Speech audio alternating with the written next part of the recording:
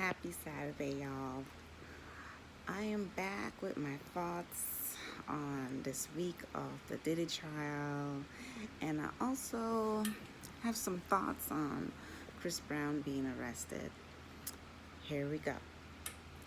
Um, with the Diddy trial, and the security guard from the hotel, and the Cassie, she testified, I think, for 3 days, and the security guard and that footage, because they had the full version of that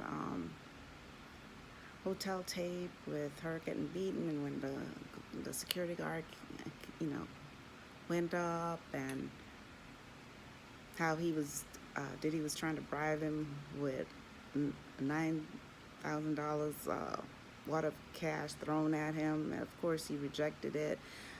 I'm like, who's carrying around $9,000 just like that? But I guess he did.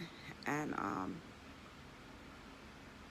he saw the room, and if you watch that tape, you saw the cleaners came up to take things out of the room. So I know that room was trashed. Okay. And then she described whenever those freak-off took place, how the room would end up, and the smell, and the this and that. I just think she got caught up in a lifestyle. She had her ambition and dreams to become this big singer, and then he showed interest, and then she signed this awful deal of 10 albums, only got to do one, and was most of the time busy pleasing his fetish. And then she said she fall in love with him, but I don't know. I mean, it's a toxic relationship, and I don't think she knew at the time what true love was. And he obviously wasn't in love with her. He was basically using her. She was like a plaything. She was a toy. And then threats and then violence came with it later. And her description of him, when he flipped on her, his eyes would turn dark, like black.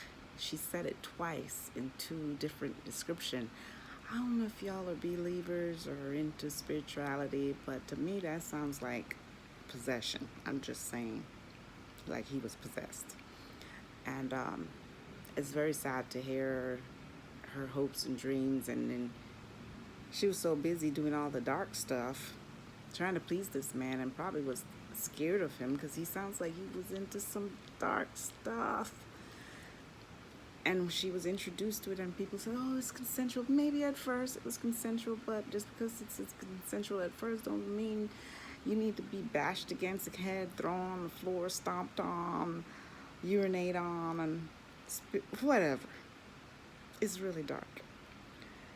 So I'm glad she's out of that and has moved on and is with somebody and she feels she has self-worth and everything, because she's basically a plaything, and he had no intent on marrying her. He didn't make her come around his children. He didn't involve her in any of the holiday activities.